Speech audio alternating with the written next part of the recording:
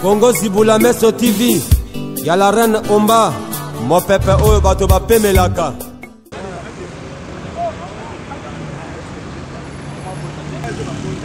Bonjour papa. Bonjour. Papa, tu as une question par rapport à l'actualité de la Mboka Congo.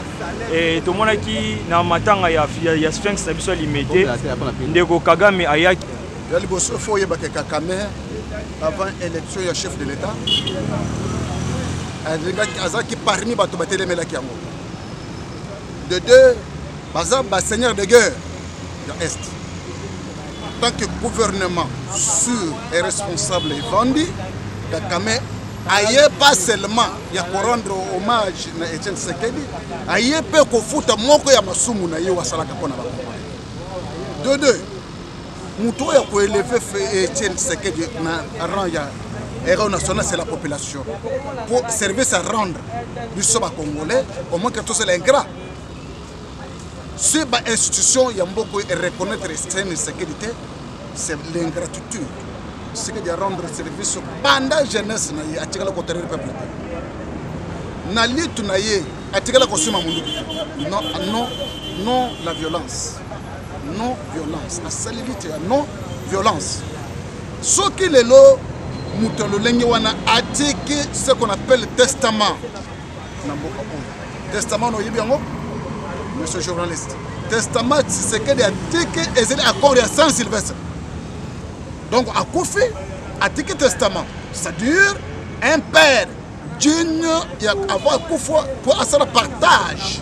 Il y a biloko naye à côté de ce qu'on appelle le testament. C'est que pour départager. Pouvoir ou est dictatorial na oyo bazo benga opposition, il fallait qu'elle départager bango. C'est ce qu'on appelle maintenant testament ya salaki.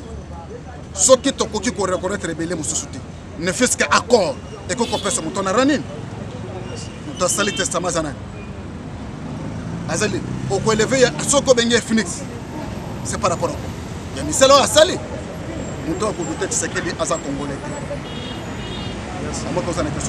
Actualité de Kinshasa et Koluka yo lelo pour na retourner mituna biso mibale toza nango lelo na thématique to posa to eba Kagame aye awa na Congo to moni na matanga ya papa na biso Etienne Tshisekedi bino bozu yango ndenge nini tant que peuple congolais et lobeli bino nini présence ya président Kagame président Rwanda awa na RDC pe élévation papa na biso Etienne Tshisekedi comme étant héros national yo ozu yango pe ndenge nini.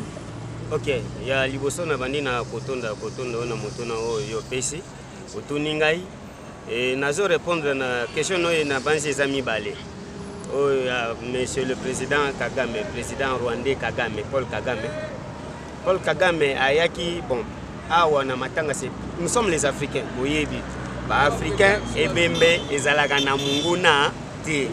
Ebembe ezalaka na munguna te. Yango wana même ceux qui azalaka na mabe na ye mais pour na ko respecter rite culture na biso africaine.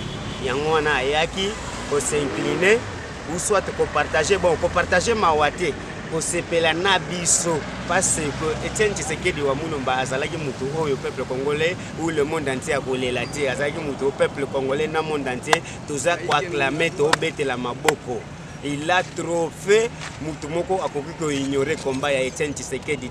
Il a engagé sa vie à Salakina Noumouana Mouké jusqu'à telle enseigne que Lelo a pesiti na Soukabo Moïnaye qui Likolo Kakaya Mboko. Donc, Moutoumoko na Mboko a compris ignorer le combat de Etienne Tshisekedi et Moutoumoko a compris ignorer l'élévation de Etienne Tshisekedi, même comme étant héros national. Quels sont les critères où il va poser la ganango ba héros? C'est que Etienne Tshisekedi a fait. Il entre dans les critères où il va héros ba bimelaka. Alors les gens ne peuvent pas polémiquer. Je sais que tous un pays moko où il bande qu'on a biso musoso bazana likunya. C'est à partir de likunya wana te likunya totia yangote Congo il faut qu'il de l'avant. Fati a lobby a sangisi batu nyonso. Mais pourquoi ni bino bozo manifester comme mutema mat? Hein? Fati attendaki loboko na yena mutunyoso il a dit je dois travailler avec tout le monde. Mais bino bokomi ko sele tina polémique oh Etienne Tshisekedi wa mulumba le monde entier yoso boyi kendo sala mokili na yo il est héros national. Bon eloko na ko bakisana no lisusu ya mbozali que mokili foyeba ke Etienne Tshisekedi wa Mulumba azali monument oyo lelo la RDC tokoki jamais kobosana. Mais si je pourrais aussi vous apprendre que Etienne Tshisekedi wa Mulumba azali mutu oyo apesi biso lelo droit oyo tozana ngo lelo babengi démocratie ou état de droit. Sans la personne, mais lelo toza toujours sous colonisation, il y a idéologie dictatoriale.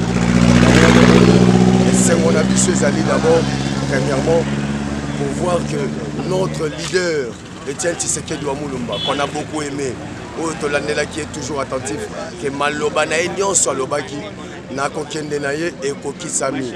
Tozo mona yango moko kaka lolengo ya Lobaki. Bon, pour venir Kagame, on va dire ceci. RDC, toza ba ennemi ya batute. Pour na yebi que pays où ils ont un ennemi dans le monde, c'est l'RDC. Alors, Tshisekedi wa Mulumba azalaki référence. Il y a Afrique entière. Donc pour ça la politique malamu na Congo, tu dois te référer à Etienne Tshisekedi wa Mulumba. Pour ça la politique, vous avez un bon politicien, tu dois passer par les DPS. Donc pour dire que Moutobongo soki alali na sei kenzamba zubo moinae, mais okoka mwandeni soko moni bakagame baye, omoni que Sassou aye aboyi ko kende alobinga na mona tiba kokunda. Donc pour dire que ezelo ko moko esale maté. Merci beaucoup. Papa olobani pour la polémique koti babi Kagame aye awa ne bembache Tshisekedi ndenge nini yo olobani pour na makambo wana. Merci monsieur le journaliste. On a vraiment le babou, na bande qu'on a biso africain, il faut bailler bango, biso toi baindo.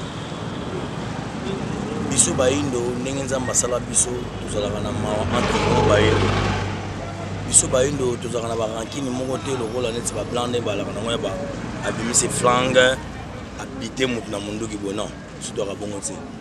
Au New de Salamaka, au moment où Etienne Tshisekedi a été en vie, bien sûr Kagame l'avait fait son bavire. Mais au moment où Etienne Tshisekedi a confié, on a le droit de rendre hommage. C'est normal. Même la justice, ça s'est fait aussi. Tout le monde est bien baboumi, tout est bien dans ma boca. Justice justice internationale. Ou bien ces pays. Mais il y a des petits bolos qu'on a fait ce qu'on soit pas bimi. Et là, on y a un bandit le pays. Voilà. Donc, nous avons dit que non, il faut qu'il y ait Kagame aille dans le Congo. Pour rendre hommage à Etienne Tshisekedi, les bateaux congolais, les Congolais, comme ça on a monté, basa banalise, mon bête, ça n'a pas de sens. Bon, Ababi que papa n'a pas comme héros national, il y tout à fait. Là, il faut demander c'est 100%. On a bâti sous 100%, c'est comme 200%. Donc, Azan a raison, disons, il y a qui Etienne, Azan héros national. Pour tout le monde, il est là, Oyo, la carte on a biso ko monaki. Mais si c'est moi qui ai bavir, qui ai bêtises, qui ai héros. Bon, on a sali politique, la démocratie et l'état de droit. Pourquoi pas à mériter titre héros national. Merci. Premièrement, Nzambe, merci. Premièrement, Nzambe, merci. Papa Etienne Tshisekedi comme Adala Papa Moko Nakati Namboka Nabiso. Oui, papa, on a sali vraiment mingi Namboka Nabiso.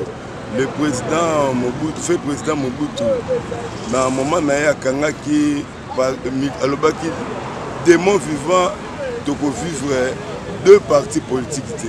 Mais papa a fait Etienne Tshisekedi, autre côté Kabiso, Alobaki, donc vivre le multipartisme Nazaïe.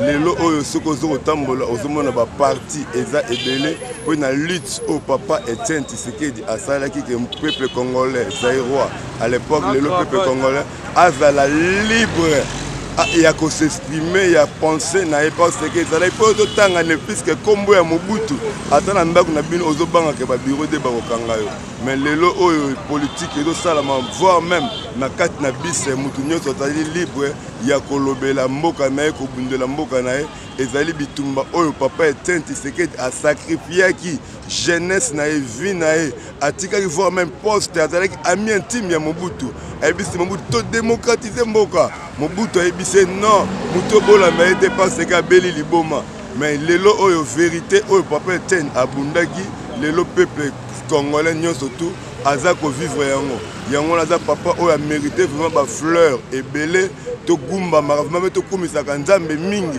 mpo na ndenge atindaki mutu oyo apesi ye motema moko oyo vraiment mutu akoki kozala nango te ya kondima kosakrifie vie na ye vraiment nyonso kotika vraiment mosala na ye. Mpo la polémique oyo bazolobaki Kagame ayaki na matanga papa ndenge nini Kagame akoya na matanga yo lobi nini?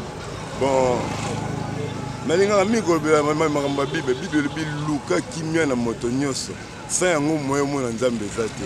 Congo toza na besoin tovivre kimia lokola tozoprêche kimia yango wana vraiment tozozwa banini na biso bato bayinaki biso tozokomisa bango baninga na biso parce que tovivre na kimia tozala na baunité moto azalaka na mounité motu mpo ozwa moyini na yo okomisa ye moninga na yo yango wana mosala oyo papa na biso Félix Tshisekedi azali kosala azozwa bayini na biso nyonso kokomisa bango baninga na biso parce que moto azalaka na moninga azalaka na mounité moyini ezali ya satana biso tozali bana ya nzambe tozalaka nde na baninga tozoprêche unité.